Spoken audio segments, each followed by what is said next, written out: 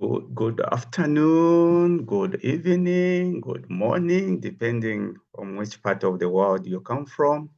I just want to show you how you format switches in financial models. Let's just quickly do it.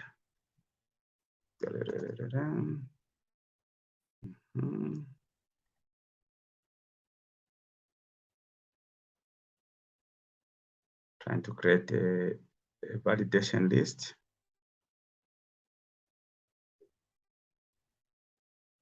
Zero, 1. 0 meaning off, 1 meaning on. And 1, format that.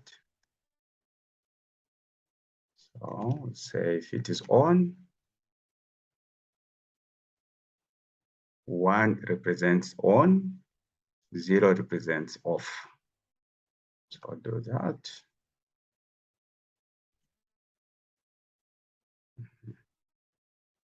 Okay. So if I pick 0, it's off. I pick 1, it's on. Thank you so much and enjoy your day. Bye-bye.